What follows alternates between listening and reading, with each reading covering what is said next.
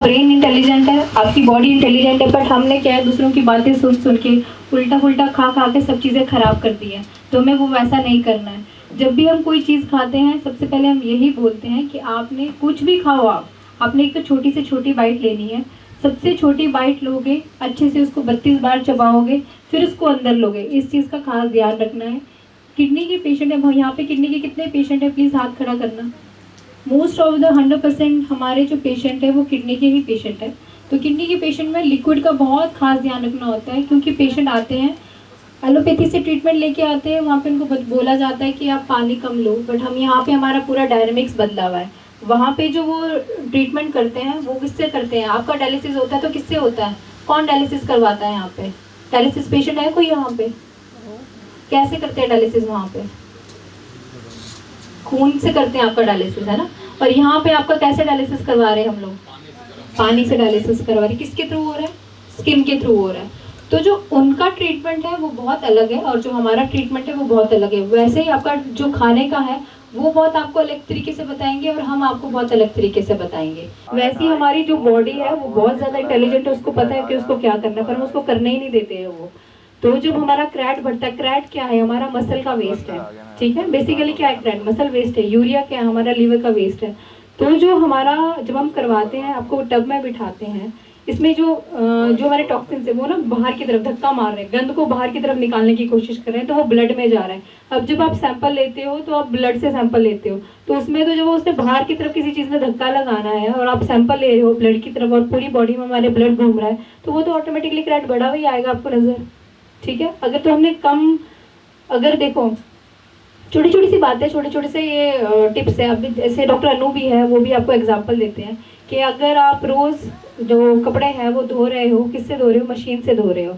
आपको आदत, आपकी बॉडी को आदत हो गई है कि हमने कपड़े तो मशीन से धोने हैं, ईजी होता है, कपड़ा उठाया मशीन में डाला और धुल जाता है। हमने अपने शरीर से तो काम ही नहीं करवाया, ना हमने हाथ लगाए हैं ना कुछ किया है, सारा तो मशीन काम कर रही है। और हम एक टाइम पे ऐसे होते हैं जब हमने धोने भी है ना, तभी हमें ऐसा होता है कौन धोए, क्या करे, इस मशीन में डालो, दो कपड़ों को भी मशीन में डाल के धोना शुरू कर देते हैं। हमारी बॉडी लेजी हो जाती है, स्लगिश हो जाती है, हम करवाना ही नहीं चाहते अपनी बॉडी से काम।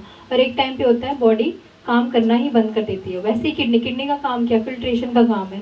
अब हम जब इतने डिपेंडेंट हो जाते हैं डायलिसिस पे, हमारा फिल्ट्रेशन ही प्रॉपर नहीं हो रहा और हम बिल्कुल डिपेंड हो गए हैं किसके ऊपर? डायलिसिस के ऊपर। वही फिल्ट्रेशन कर रहा है, वही मशीनें काम कर रही है, हम अपने शरीर से तो काम करवा ही नहीं रहे हैं, वो पूरी उसके ऊपर डिपेंड हो गई है। तो मशीन तो मना ही करेगी, वो तो ऐसा होगा, हमारे जो अंदर की मशीन है वो तो बोलेगी कि अब हमने करवाना ही नहीं है। तो हमने अपनी बॉडी को उन चीज़ों की आदत नहीं डलवानी है, हमने उस चीज़ों की आदत डलवानी है जिससे हमारे को फ्रूटफुल रहे। हम कभी भी गलत चीज़ों पे ज़्यादा जल्दी वो कर लेते हैं और जो अच्छी चीज़ें उनको छोड़ देते हैं। अब जैसे मशीनें आई हैं, जब से गाड़ियाँ आई हैं, हमने तो चलना भी बंद कर दिया है। मैं अपनी बात भी करूँ, कभी मुझे भी जाना हो तो ऐसा था कि आप कोई भाई आया तो वो लेके चले जाता, ऑटो है तो ऑटो को फटाफट आके हम 4 कदम भी चलना नहीं चाहते हैं। और पहले जो बड़े बुजुर्ग थे जैसे अंकल वगैरह, वो तो काफ़ी चलते होंगे पहले, हम लोगों ने तो चलना ही बिल्कुल बंद कर दिया है। जब हमने चलना बंद कर दिया है तो हमारे को जैसे ऑटोइम्यून डिसऑर्डर है, कोई भी सिंड्रोम्स है वो ज़्यादा हो रहे हैं, इसी करके क्योंकि हमने अपनी बॉडी से काम लेना ही बंद कर दिया है। इजीली हमारे को अवेलेबल हो जाती चीज़ें हम वो लेना शुरू कर देते हो। हम ही रिस्पॉन्सिबल है जो भी चीज़ें हम खराब कर रहे हैं, कोई और रिस्पॉन्सिबल नहीं है। We are very intelligent, but हम क्या कर रहे हैं? वो सब कुछ खराब कर रहे हैं अपनी उससे।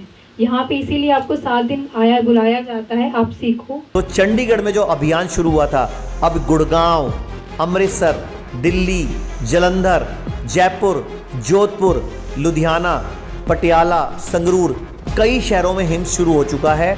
हिम्स की ब्रांचेस शुरू हो चुकी हैं। अब हमें सिर्फ आपकी मदद चाहिए। भाई राजीव दीक्षित की याद में ये हिम्स शुरू हुआ था। भाई राजीव दीक्षित चाहते थे पूरे विश्व में आयुर्वेद का डंका बचे, आयुर्वेद की वजह से भारत विश्व गुरु बने। हमें आपकी मदद चाहिए।